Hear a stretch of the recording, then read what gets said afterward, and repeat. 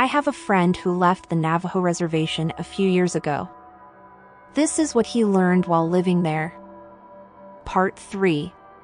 By Redditor Avi Throwaway. So, if skinwalkers are, save for a select few, an isolated group, how do they add more to their ranks? They used to be easier to join.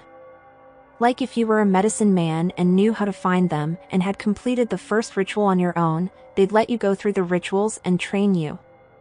You have to complete the first ritual before even looking for the SWS so they know you've reached a point of no return. John said he didn't actually know the order of the rituals, but he assumed it was the part where you kill a close friend or family member. So you couldn't RLY go back to regular society and you robbed yourself of your humanity too. It's how they know you're for real. Otherwise they just kill you on the spot, lol. John told Sam he had no idea how modern skinwalkers recruited. The most likely scenario would probably be kidnapping someone very young and grooming them to murder the family they were taken from. Or choosing to share their knowledge with people that the Chindis scouted out as a kindred spirit and potential addition to their ranks. It should be noted that according to John, pretenders almost never became real skinwalkers. No info on why. Sam and I guess that they probably want pretenders to do their thing and continue to exist, to throw folks off of their trail. Finally, John had one last piece of information to share. Yes, these skinwalkers actually did transform into animals, and it was often to varying degrees of success. The more skilled skinwalkers could mimic an animal perfectly, to the point where you wouldn't be able to pick them out amongst a pack or a herd. But the problem is, a regular old coyote or sheep isn't scary if it looks and behaves exactly as it should. So skinwalkers purposefully transform into imperfect or unnatural creatures. Things such as larger size, weird proportions, even human features mixed in. One story that stood out to me in regards to the way skinwalkers present, mainly because it had to do with the infamous Skinwalker Ranch. My personal least favorite skinwalker story because it sounds so ridiculous and is barely even about actual skinwalkers, is as follows.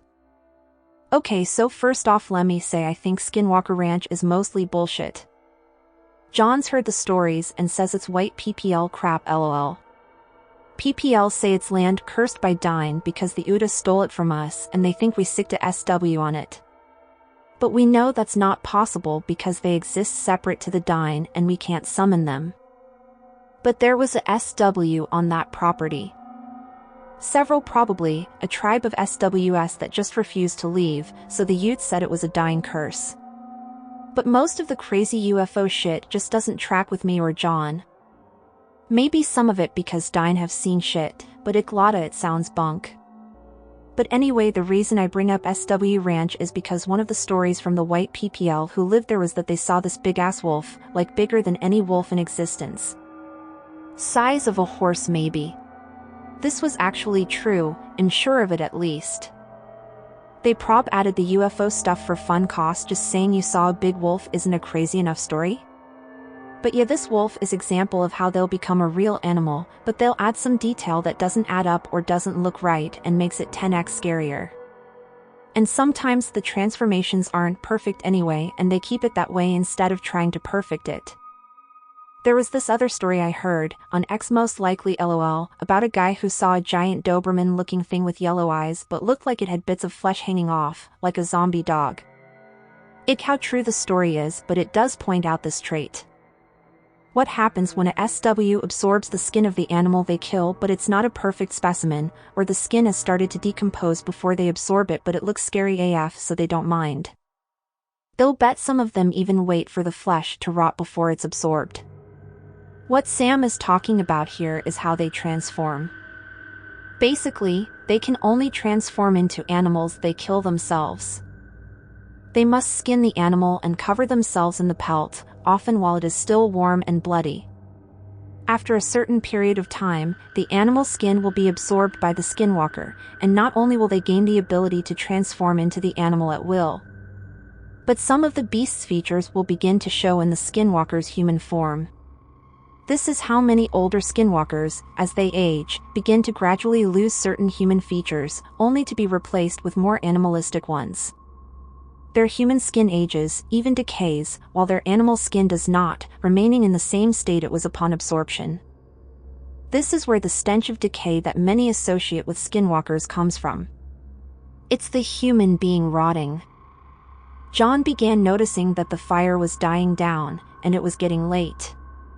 He told Sam that he is not to speak a word of what he was told while on the reservation.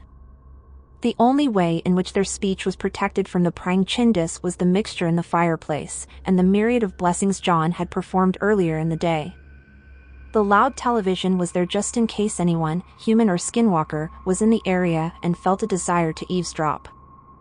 He gave Sam a small wooden box filled with the same mixture he threw on the fire, as well as a few other various things that John said would offer protection. He told Sam not to take his possession of these things as some sort of free ticket to talk freely about skinwalkers, however. He said something about how he had many decades of experience in these matters, and felt safe. Plus, he was going to die soon, so if a skinwalker took him out of his misery, so be it. Sam didn't have that luck, so he needed to err on the side of caution. Off the res, he was free to blab all he wanted about the shapeshifters, because, as Sam said, who TF would believe me anyways. The next day, as Sam was getting ready to pack up and leave school, he received a call from John. "Shouldn't have told you that stuff," he said, and then told him not to come by the property for a few days. He assured Sam that he had everything taken care of and was safe, but wanted to be sure. He hung up before Sam could even get a word in.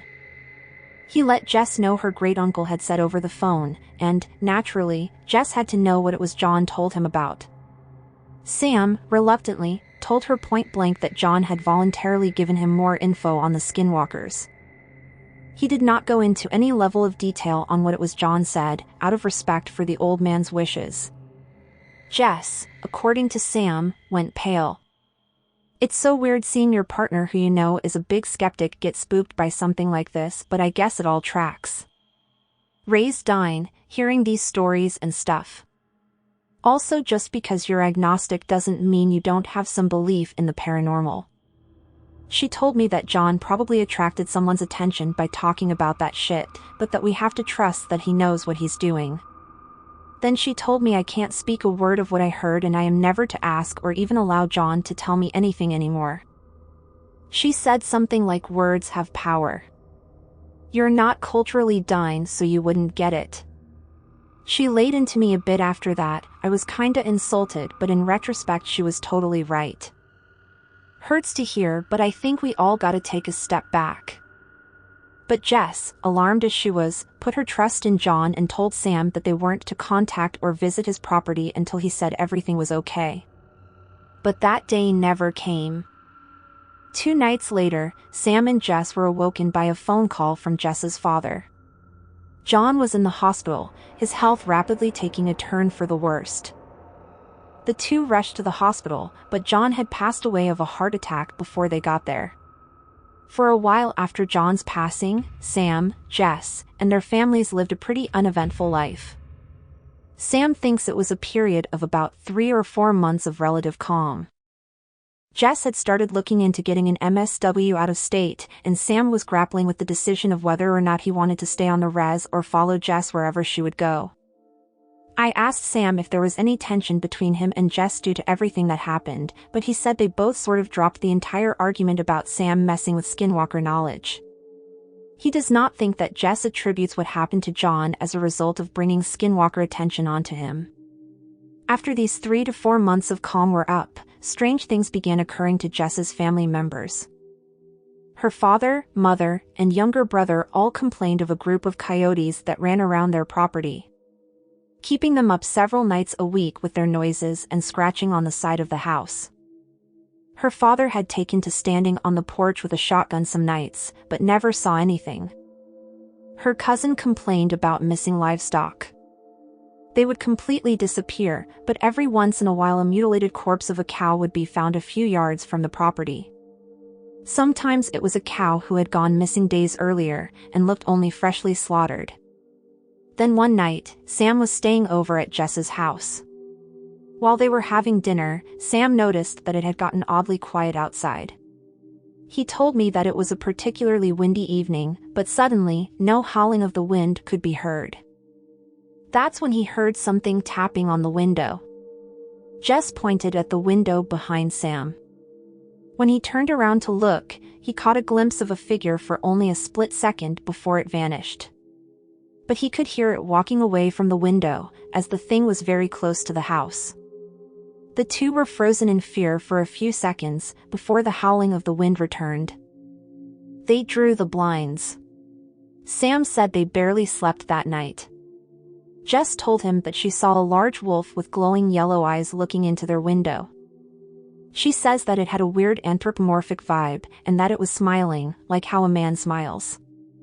There was a row of yellow teeth that looked oddly like human teeth. Jess found herself, in the coming days, triggered by this. She told Sam it reminded her all too well of the two beings she saw all those years ago.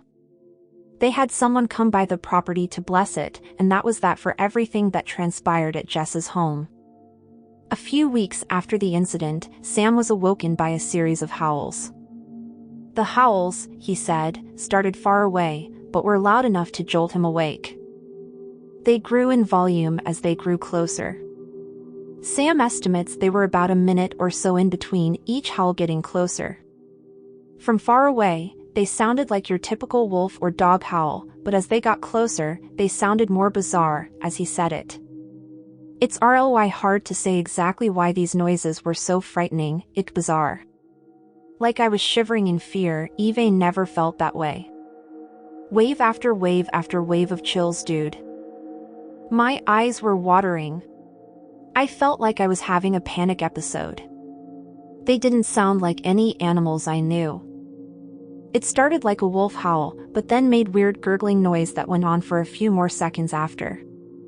The howls were really loud at the front end. Violent. Like they were a warning. Suddenly, Sam heard a howl from inside his own home. He tells me he grabbed his pistol from his closet, nearly shot myself fumbling with it, and burst through his bedroom door, only to see an empty house, with the front and back doors wide open. Swaying in the wind. Looking out the back door, he saw two wolves running away in the moonlight. But their gait was off, as though they had the wrong set of hind legs. The next day Sam dialed the medicine man who blessed Jess's place. He was an old friend of John's. When he came by, he first listened to Sam's story, and then inspected the home. The medicine man, in a sort of roundabout way, told him it was indeed a ye nald Luciai. And that he had caught the attention of something very old, very powerful, and very evil. In fact, the medicine man had never heard of any being of the sort actually entering another person's dwelling. That fact alone terrified the man, enough to where he said. He was just like, "It what my blessing will do. Best case scenario itll keep it off your property. It won't keep it off you. Worst case scenario itll make it mad."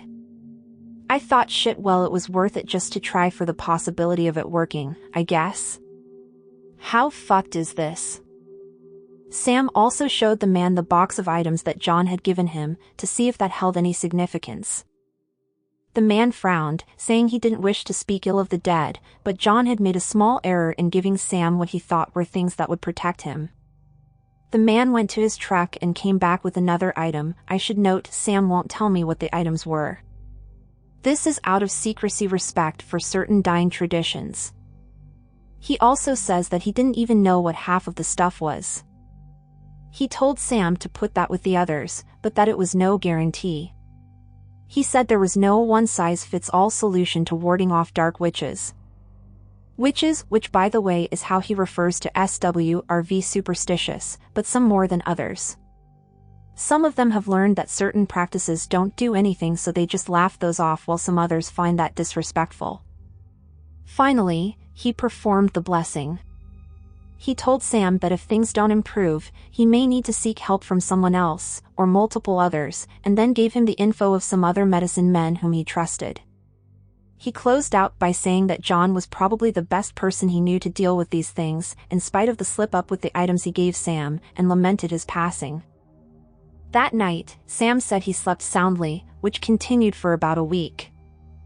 Then, one night, Sam woke up to use the bathroom. He didn't switch on any lights, but noticed two very disconcerting things. For one, it was freezing. We live in the desert, but it's never been that cold at night that time of year, and I didn't have the AC on BC. I'm not a diva like you. And also it fucking reeked. His house smelled of rotting flesh. After relieving himself, he went back to bed. And then had an incredibly vivid dream. 6 tall, lanky, ashen-skinned men in animal pelts, wearing skulls with bits of flesh still clinging to them. He remembers them clear as day. 2 appeared to be dressed as wolves, one as a sheep, one as a coyote, and another as a deer, with broken antlers. They were standing around, all glaring at him with striking yellow eyes. They barely moved, like living statues. They looked like people who hadn't eaten in weeks.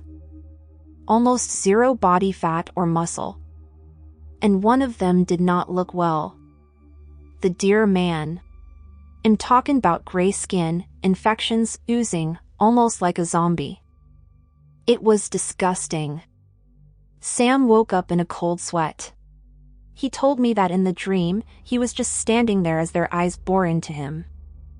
He actually knew he was dreaming while it was happening, his first and so far only instance of lucid dreaming. He told me of how desperately he wanted to wake up, but couldn't. When he left his room, he saw 5 sets of footprints in dirt. There were no footprints leading to where they actually were, just 5 sets of footprints, as though something had just appeared and disappeared in one spot out of thin air. There were also 6 men in his dream, but he never found the other set of footprints, assuming that these prints belonged to the men in his dream. When he told the medicine man about this, he was, rightfully, baffled and terrified. He told Sam to call the others, but that he doubted the efficacy of their practices in light of the information he just shared. He still offered a blessing, which Sam accepted. Sam did indeed make a few calls, and told several other medicine men about what happened. They told him that something dark had set its eyes on him and that he was to be very cautious. He basically lived with Jess until the semester ended, only going home to grab something every once in a while. Sam moved back to the Chicago area for a brief period before Jess started her first semester for her MSW in another city, where he joined her. That's around the time we met on a gig, while he was working as a freelance photographer. Whether or not he left exactly because of the encounters and the dream, he has not really said. I know he was looking to live in a city with a vibrant arts community, but I do think the encounters were the straw that broke the camel's back.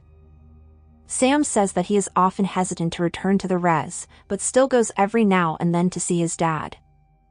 I'm sure the skinwalkers miss him greatly.